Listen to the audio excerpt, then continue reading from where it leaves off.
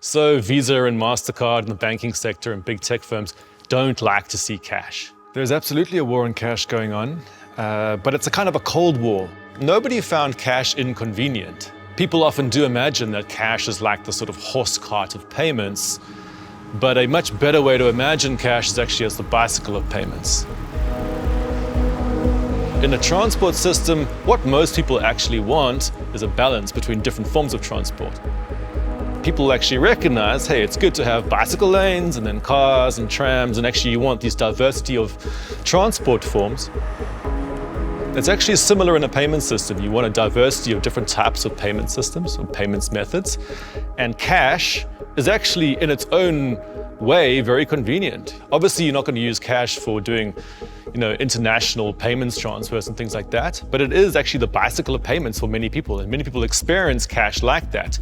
If you go to a person in the public and you say, hey, do you want to have the option to use bicycles removed from you? They're going to say no, all right? If you ask them though, do you want the option to use Uber? They'll probably say yes. So people actually like to keep a series of options open. And it's similar with the payment system. The big problem happens is when you have the total Uberization of payments, all right, where you have the option to use cash removed, because that's when the real dark side of digital payments starts to come out. And if you want to understand the dark side of digital payments, imagine that transport metaphor. Imagine a situation where the only way that you could actually travel was through Uber. You'd suddenly have huge centralization of power in these types of digital players. In fact, the Bank of America CEO openly spelled it out. He said, we want a cashless society because we run the cashless infrastructure. Of course, the card companies like Visa and MasterCard, their role in the system is to tell the banks who's trying to move chips to who.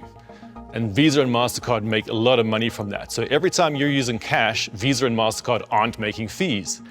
And they get data from that, and it keeps you in their systems. So the banking sector has a natural interest in having you in the so-called cashless systems. So these big firms, they don't want to deal with your cash. They want to deal with each other, all right, through these huge digital infrastructures. So this push towards cashless society is actually also this push towards this kind of digital oligopolization. Contant geld, digitaal geld. Brad Scott ziet ze als verschillende stromen die ons door de economie vervoeren. En de huidige, steeds sterker wordende roep om contant geld maar helemaal af te schaffen? Op het eerste gezicht lijkt dat ons leven misschien makkelijker te maken.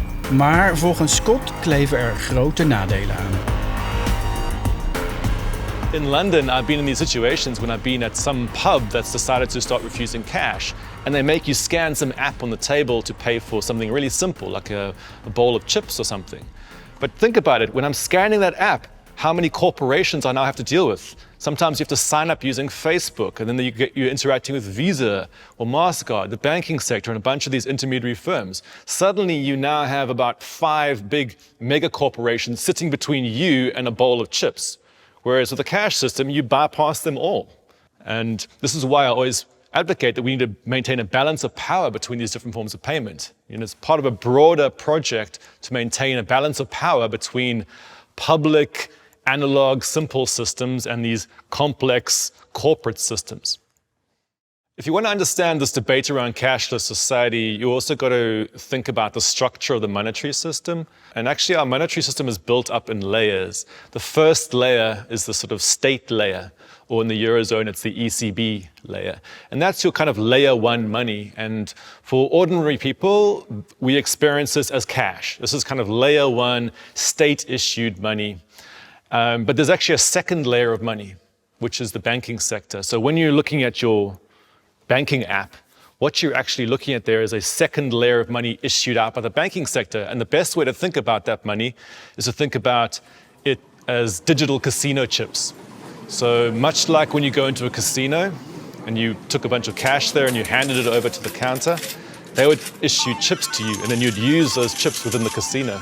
Those chips are a second form of money that's privately issued. So when we're talking about cashless systems, we're talking about this layer 2 digital casino chips issued by the banking sector.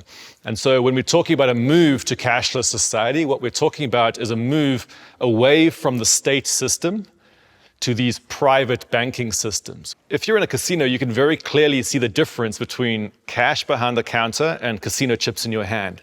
They look different, they got different names, and you can just very clearly see that distinction. In our system, though, with the monetary system, you often can't see that distinction. You imagine that they're the same thing. You imagine that the 10 euro note in your hand is the same thing as those euros in your bank account, but they're not. This is a layer 1 state-issued form of money in physical form, and this is a layer 2 bank-issued money in digital form that's controlled by these private sector actors. But always remember that this form of money is actually predicated on this form existing. Much like in a casino, you wouldn't believe in those chips that they hand out unless you believed it could be redeemed back for cash. Similar in our monetary system. The only reason people actually trust in the digital forms of money issued out by the banking sector is that at some level they believe that they have the ability to redeem those back for the state money. So cash is what we call a bearer instrument, which basically means when you hold it, you own it. And if I transfer it to you, it immediately transfers to you without any requirement for any kind of intermediary. Digital money, by contrast, is actually not held by us directly. It's actually held in the banking sector, in their data centers. And so when you're tapping your card, it's not that money is flying from you to somebody else. What's actually happening is that you're sending a message to the banking sector, asking them to reassign it to somebody else. So it basically transfers a lot of power to these third-party intermediary players. And in those situations, you have a whole series of problems that start to emerge. So, for example, you have mass surveillance, all right? You have huge amounts of data that's being extracted about your payments behavior. Now, bear in mind that payments data is the most sensitive type of data we often have. When you're on the internet and you're typing stuff into the search engine, that's often stuff that you're thinking about, it's your desires, maybe your future dreams. But when you're paying for something, it's what you're actually doing in society. It's how you're really acting, right? So knowing what people are really doing is a very, very powerful form of data. And a lot of firms want that data. But more than this, the ability for banks to intervene in payments actually means there's huge potential censorship problems. They have the ability to stop people paying for things. They have the ability to actually kind of freeze payments. So there's a lot of power dynamics that start to come in. So imagine, for example, you're in a country where an authoritarian regime takes over. And suddenly you have this ability for them to go to the banking sector and say, hey, stop this person paying for certain types of things. So that's a real risk. But beyond that, there's also just real big resilience problems. So for example, when you're totally dependent upon a large-scale digital infrastructure, suddenly, a cyber attack to that infrastructure brings down your whole economy. If you want to think about the resilience aspect of cash, think about a skyscraper that has stairs and an elevator. And in the short term, it looks very convenient to just jump into the elevator and zoom up. But actually, that doesn't mean you want the stairs removed. Okay? There's a reason why we have these backup systems in skyscrapers, right? But think about, for example, a property developer. They might come along and they might say, you know what? Nobody uses the stairs. It's inefficient. It's too costly to put them in. Because they've got a business interest in that kind of thing. When you look at central banking data in the US, you'll see that whenever there's a hurricane approaching the US, there's a massive spike in demand for cash. That's because people basically realize that cash doesn't crash, and you don't want to be stuck with digital money when the lights go out. At the outbreak of COVID, there was a massive spike in cash demand, actually, because people realized this was a big shock that was about to hit society, and they wanted to get out of the banking sector before that happened, because they knew that the banks would be affected by that. So actually, cash has this very important crisis role, and you'll actually see a lot of states now thinking about this, because they're concerned about geopolitical conflict with Russia. Right? And they know that if they suddenly get into these situations where the cash system is completely imploded, it puts their citizens at a huge amount of risk if they can't access things like the cash system. So there's this huge sort of long-term resilience question that comes into cash that's actually a lot more important than the sort of superficial short-term convenience that you get from the digital payment systems. Another big aspect to think about is the fact that actually many people in lower socioeconomic groups, people who have less money, often use cash as a budgeting mechanism. The physicality will often allow people to understand what their budget is more, and pushing people to these digital systems can actually increase their spending. Perversely, Visa actually uses this when it's trying to convince shops to refuse cash. It tells them that actually people spend 20 to 40% more when using digital payments rather than using cash, because people often can't perceive the money leaving them. And of course, in an economic system where governments are constantly trying to push growth, they think that's good. But actually, for a lot of people on lower incomes, it actually can lead to increased indebtedness and increased financial problems. Another important thing to bear in mind is that actually cash often operates in these informal realms, where people are operating at small scale with each other, So think, for example, where you have a group of friends playing poker with each other at home. They're just going to if they're playing a home poker game, they might just put some cash in a mug and use that for the betting. Or think about going to your church and giving a tithe and putting some coins into the donation box. Or think about, for example, your daughter selling something on the side of the road in an informal, way. That's a realm where cash often operates. Whereas in a cashless society, what starts to happen is that these huge mega firms start to insert themselves between all these small-scale situations. So suddenly you're playing your home poker game, and Visa and MasterCard now want to take a little cut of that. When you say that people who use cash are somehow criminals, it's a very insulting thing. But it's true, of course, there's going to be some percentage of the system that's going to be used for criminal transactions. But the banking sector is widely used for criminal transactions too. In fact, the banking sector itself runs gigantic systems of offshore tax avoidance, money laundering, and so on. So, there's this idea that cash is somehow the unique realm of criminality is simply untrue. But even if there is criminal activity going on in a system, it doesn't mean you get rid of it. We have many systems in society that have criminal activity going on, which remain useful to us. So remember, the monetary system is this layered system. And layer 1 is the state system and layer 2 is the banking system. And that layer 1 form of money, we experience it as cash. So the only form of layer 1 money that the public can use is cash, right? It's a state-issued physical money. But the banking sector actually has access to a second form of state money that we don't have access to. In recent years, there's been this debate about CBDC, or central bank digital currency. Now, some people imagine that CBDC is some totally new form of money, but it's not. It's the money that the banking sector already uses between itself when they're settling transactions at the central bank. And the debate about CBDC is, should the public be allowed to access that money as well? Now, of course, the banking sector hates this idea, because if you can suddenly access a digital form of state money, it means you might stop using their digital systems, all right? Those digital casino chips that they issue out. So you might actually be inspired to leave your bank and rather just have a direct account with the central bank. The central bank realizes that people have to have access to a form of state money, for them to trust the casino chips of the banking sector, people have to believe that those chips can be redeemed back for state money. But if the cash system is being undermined, then there's a problem. So they've been thinking about, can we have this new form of digital money that replaces cash, as it were, or becomes a stand-in for cash? A central bank digital currency faces all the same issues that actually the digital currency issued out by the banking sector faces. It has the surveillance problems, it has the censorship problems, it has resilience problems, and so on, right? Donald Trump has pushed heavily back against central bank digital currency because lots of his base uses lots of sort of libertarian ideology where they're imagining that what's happening is that this big kind of Orwellian surveillance state was going to take over the monetary system. What's ironic is that the banking sector already runs an Orwellian surveillance state, right? So it's not like central bank digital currency somehow increases surveillance because the banking sector is already doing surveillance. The state doesn't need its own digital currency in order to do surveillance.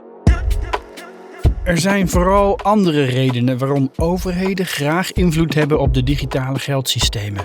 Macht. Geld wordt namelijk niet alleen ingezet voor betalingen, maar het is ook een geopolitiek middel. Want terwijl het nieuws de aandacht vestigde op hoe de East Wing van het Witte Huis werd gesloopt, tekende Trump bijna ongezien een wet die het geldsysteem wereldwijd op zijn kop gaat zetten. Met stablecoins. Think of a stablecoin as being a kind of third layer voucher for the euro or a third layer voucher for the US dollar that you can use to pay. So most people around the world are going to find it very hard to open up a dollar bank account with Bank of America, but they can download a crypto wallet and get US dollar stablecoins, and then they can pass those around to pay for things. So what starts to happen with these stablecoins is that they start to creep over national borders, and that can actually start to undermine the monetary sovereignty, especially of smaller countries, making their citizens basically become dependent upon the US dollar system. Now, for the US, they want that. So that is the power of this bill, is US dollar dominance. Because they're concerned about the hegemony of the US dollar declining in the world, and they want to have new methods to see that it continues. So having people in countries beyond the US use the US dollar for small-scale transactions is part of their national interest, all right? It's part of their America First agenda. Having people become ever increasingly dependent upon stablecoins can create this new source of funding for the US government, or the buying up of its bonds. So this is part of the kind of geopolitical agenda of the US, is making the world's population dependent upon US dollar stablecoins and sucking a lot of new money into the US bond markets as a result of this. Now, in this context, the European Union is starting to think about, hey, what do we do? And so they're all the debates around the central bank digital currency in Europe are related to this question of how do we protect our national, our regional sovereignty. So part of the Eurozone strategy is thinking about, how could we compete against the US dollar stablecoins by potentially maybe issuing this central bank digital currency as a new method for the public to access digital euros in a very easy way. And of course, in China, there's also debates about how to spread the yuan as a new kind of monetary superpower.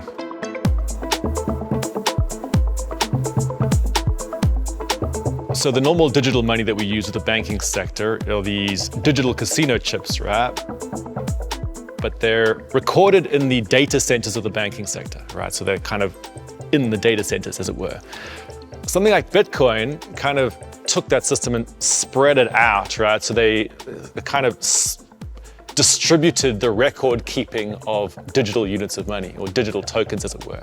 So blockchain architectures are a way of recording information that doesn't rely upon these big central players. It kind of spreads it out.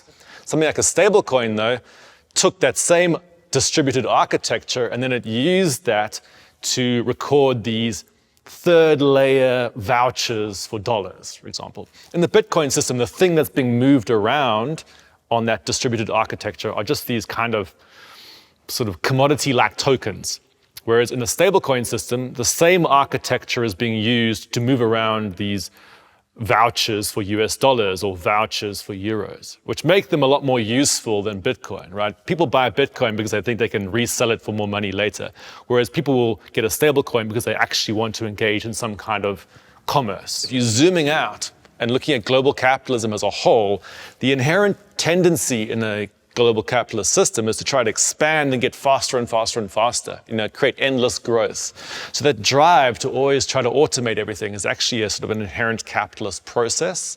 But basically it leads nowhere. People don't become happier because they're having to live life faster all the time. And actually there's many people who feel a sense of burnout because of the endless digitization, the endless automation. And actually they say, hey, we want to pull back. Let's keep a realm for the physical. Let's keep a realm for the sort of informal. We don't have to centralize and automate and speed everything up in the world. So cash, you got to think about it in that sort of framing. It sort of has a different set of values. It protects the informal sphere. It protects actually slowness. It protects texture in your society. So actually, it's quite possible you could see a resurgence of interest in non-digital, non-corporate systems. A bit like there's these sort of retro pushes towards vinyl records. I could definitely see cash actually making these comebacks as people say, hey, you know what? These supposedly slick fintech systems are actually a lot less desirable than we originally thought that they were.